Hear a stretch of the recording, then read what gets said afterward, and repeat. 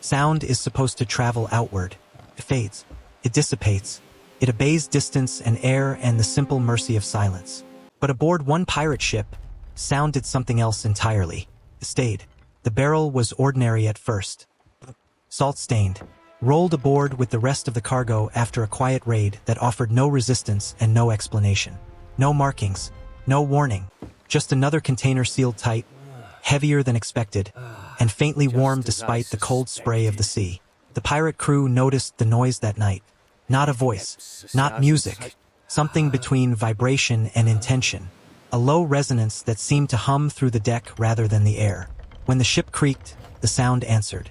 When the waves struck the hull, it adjusted its tone. The pirate captain placed his ear against the barrel and felt the sound reorganize itself. It wasn't louder. It was clearer, as if the barrel were not producing sound, but collecting it, holding it, returning it slightly altered. At dawn, the singing stopped. Yet when the deckhand spoke nearby, their words returned moments later, stretched thin, smoothed of identity. Not echoes, reflections, as if language itself had been strained through wood and space and time. The pirate crew did what sailors have always done when faced with something unfamiliar and calm. They experimented. They tapped the barrel. It responded with pitch. They shouted into it. It replied with harmony. They sealed it below deck.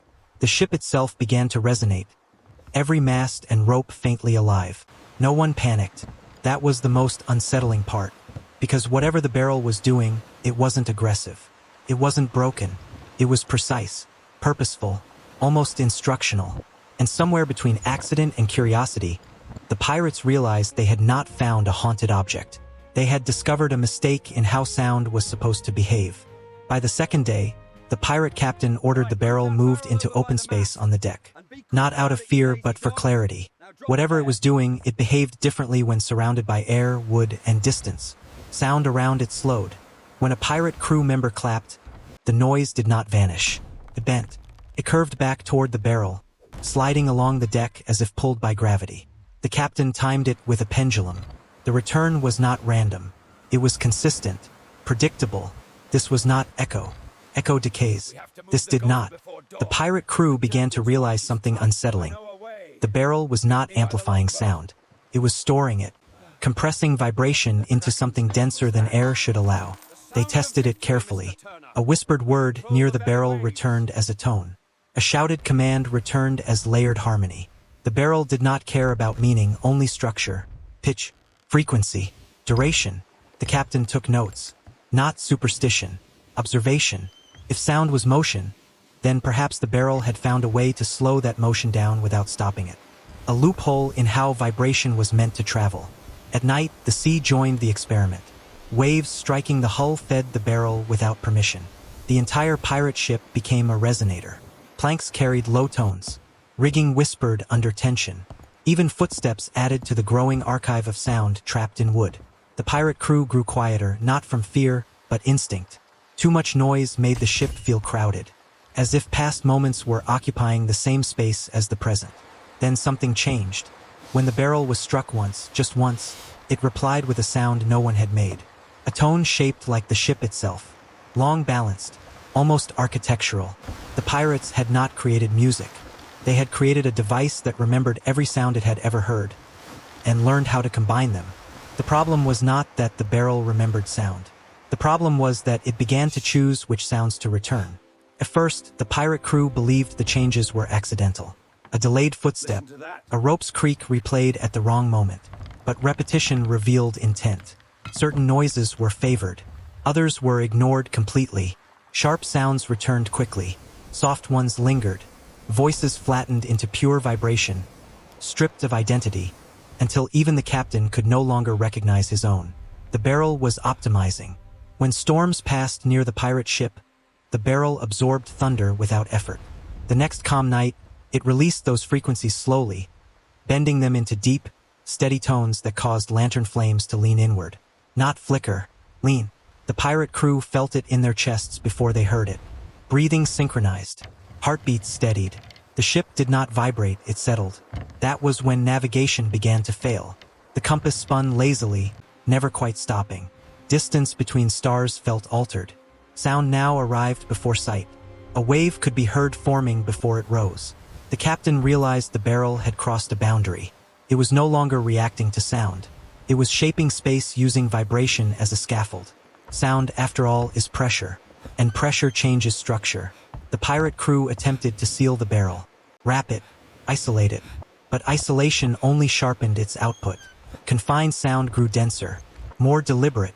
When the barrel finally sang on its own, no impact, no voice, no wave feeding it, the ship froze. Not physically, conceptually. The pirates stood still, not because they were unable to move, but because movement felt unnecessary. The sound filled the space where decisions usually lived. The captain understood too late. They had not built an instrument. They had allowed sound to discover permanence. The pirate captain ordered silence, not as discipline, as containment. No songs, no shouting, no unnecessary movement. The pirate crew learned to communicate with gestures, eyes, the soft friction of rope through gloved hands. Even the sea seemed to comply, waves arriving with careful restraint. The barrel, deprived of new input, turned inward. It began releasing sound in patterns no one recognized. Not storm, not voice, not ship. Frequencies too even to be natural, too complex to be accidental. The tones arranged themselves in layers, each one supporting the next, forming structures that could be felt more than heard. Standing near it distorted balance. The deck sloped subtly, not in shape, but in perception. Forward felt heavier than backward. The air seemed thicker near the barrel, as if vibration had accumulated mass. The pirate crew avoided the center of the ship. Not from fear, but because standing there made memory unreliable. Conversations felt recalled before they occurred. Movements echoed internally before muscles engaged. The captain attempted a final test. He rolled the barrel to the very edge of the pirate ship. If sound could shape space, then releasing it into open ocean might allow it to dissipate back into chaos. The moment the barrel crossed the railing, the singing stopped. For several heartbeats, there was nothing. Then the ocean answered. Sound returned from the water unchanged, preserved. Every vibration the barrel had ever held now carried by the sea itself. The surface rippled in perfect symmetry. Waves formed without wind. The pirate ship rested inside a standing pattern of sound too large to escape. The captain understood the truth as the crew stood listening. They had not created sound technology. They had taught the ocean how to remember. By morning, the barrel was gone. No debris, no trace. The ocean returned to its usual disorder. Waves colliding, wind misaligned, sound behaving as it always had. If not for memory, the pirate crew might have believed the silence had never learned to sing. But sound aboard the pirate ship never fully returned to normal. Footsteps arrived a fraction too early. Voices carried farther than mouths should allow. At night, the sea sometimes repeated itself, not as echo, but as confirmation. The pirate captain noticed something else. The ship responded to noise now. A shouted command tightened sails faster. A whispered order traveled farther through rigging than rope alone could explain. The vessel had learned which sounds mattered. They sailed faster after that, straighter, as if the ocean recognized familiar patterns and made room for them. No one spoke of the barrel again, because acknowledging it would mean admitting that sound is not temporary. That vibration, under the right conditions, can outlast its source. That the sea itself may still be holding everything it has ever heard. And perhaps, when the world is quiet enough, it listens back. So if you've ever felt a sound linger longer than it should, if a voice seemed to remain after the speaker was gone, consider this. Maybe you weren't hearing an echo. Maybe something remembered you. If you have a theory about what the pirates truly built that day, leave it in the comments. These stories deepen when shared. And subscribe if you're ready to listen for the places where science hums softly and never fully stops.